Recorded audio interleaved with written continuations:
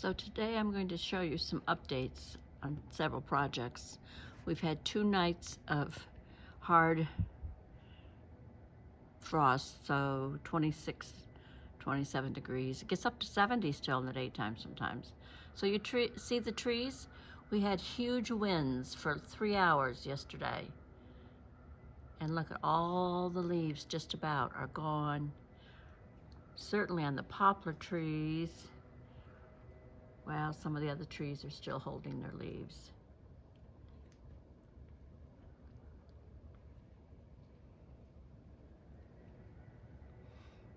So you see I haven't taken down the hummingbird feeders out here yet to be cleaned and put away, but we did pull all the geraniums. I'm getting ready to put out violas. You see how good they look? They were out in 26-degree weather. I don't understand the science behind it, but I asked a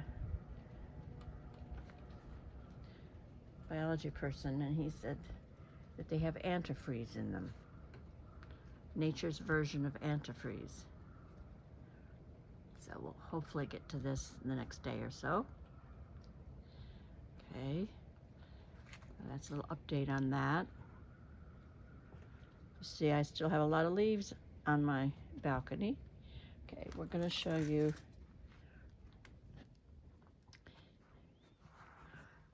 so I kept all the blossoms off of the geraniums when I took cuttings,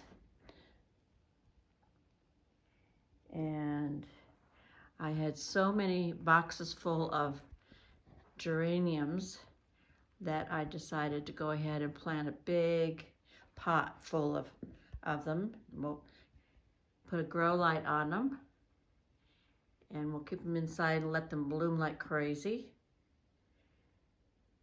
And next spring I'll either leave them like they are or break them up. Now these are, I have 2 trays of cuttings and I have them sitting in dirt. And remember, I have them sitting in water trays,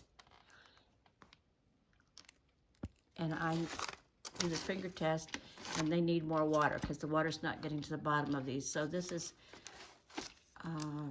3, so that's 6, 12, 18.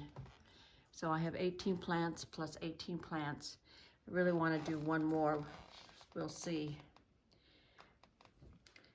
So I had forgotten how many things I had still to bring in.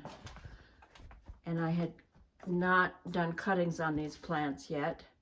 And I had laid them on their side and they were wilting really bad. So at 3 o'clock this morning, I got up and put them in a sink full of water for about an hour and a half, and then I let the water come out because I didn't want to drown the roots. So you see that's project coming along. I need to buy more dirt today. And I'm going to put them in, I may have too many for a pot, which means I'll have to do cuttings again. Progress. So here you see my gardenia. So this is about 6 foot tall in the pot. We groomed that up together. And I brought it in, I put a collie in the skirt. I'm gonna put a grow light up there above it. But here's another baker's rack. And I brought in my herbs. I'd almost forgotten. I checked at 9:45 and realized it was going to get down to 25 in the morning by 8 o'clock. So I went out and I rescued an awful lot of my herbs. You see how well the African violets are doing that we repotted 2 days ago. Now this particular, this is the pot. This is the pot that had vines going down to the ground and looped back up again. and I was desperate at 10 o'clock at night to bring it in, so I cut it back. It only goes down to here. But it's okay. You know, these are slower growing. These are slower growing. These grow pretty, a little bit faster. Kalanchoe is perking up. It's a gift. This ivy's growing slowly too. It was our little pumpkin pitcher. It was a gift. And the cactus in the old 50s style trailer.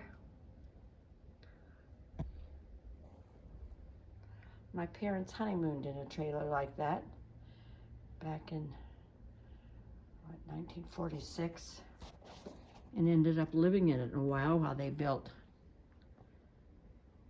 a more substantial dwelling. So let's go outside.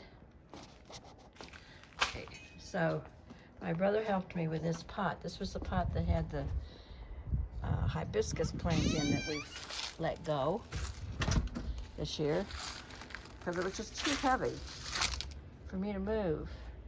So, oh, you see the ivy that wilted there that was in that big pot?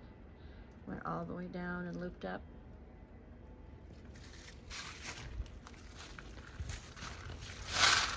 So you see where all of the rail boxes are gone. They've all gone into the greenhouse. And now I can move this and clean it up. I think I'm going to fill it up with fresh dirt because that, see, all the geraniums are gone. And I've taken the hanging baskets down and emptied those with those beautiful, beautiful New Guinea red impatiens. And those have all gone in the greenhouse in pots. This had started wilt even before the frost. I don't know if I'd let it dry out too much or what, but we'll dispose of that. I'm going to capture a lot of this dirt and then recharge it with lots of fertilizer. See, I still have, I can fix a tray or two more of geraniums.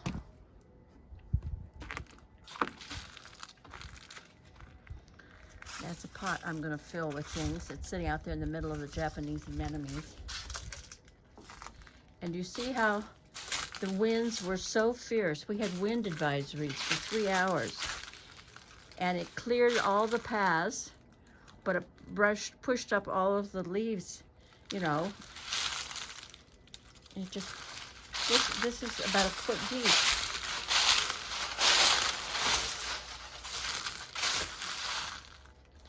Okay, so I have more heucheras to plant in my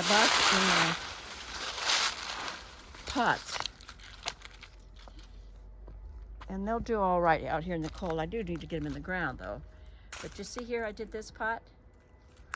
This was before the cold, hard freeze.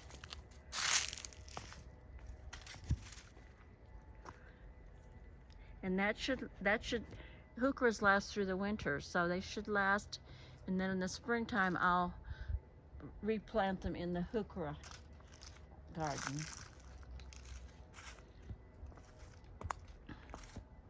I'll show you the heuchera garden.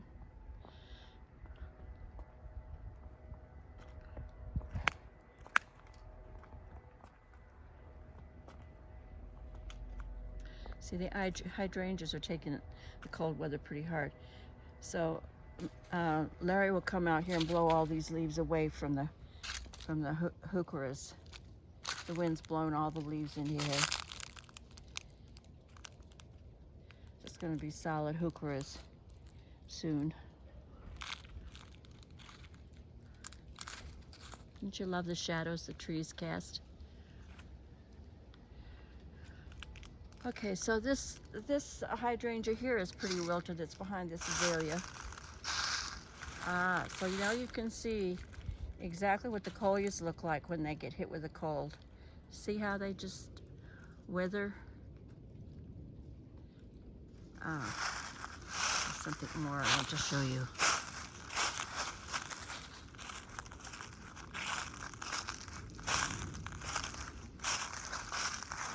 So the cannas, I've let them go to seed, to reseed themselves. I think a nice big stand of cannas here is a good goal. We still have a rose or two. Those I did from cuttings. Now, I do not know what this plant is. Sorry, I bought it in a nursery that had exotic plants. When I got it, it was about 8 inches tall. And it keeps growing up, and it keeps having flowers underneath these leaf nodes. Isn't that interesting? They look a little bit like poppies. They're not poppies, of course. And they're bright red when they're fresh. I'm gonna leave them out here and see if they're perennial.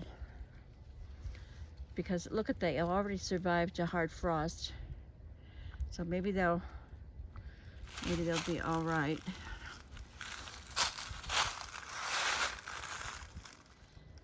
The roses don't do terribly well because they don't get enough sunshine. Do you see how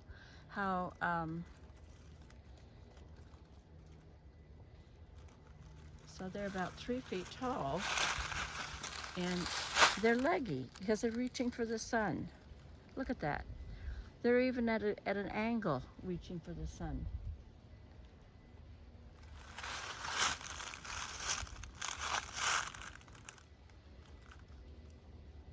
And there's the no-no garden.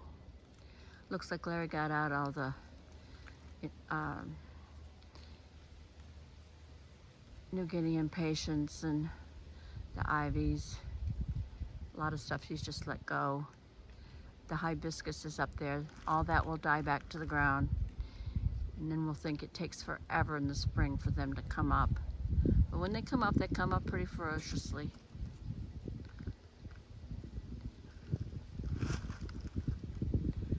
Up there by the greenhouse are the 3 French blue hydrangeas, and they're kind of wilty looking too.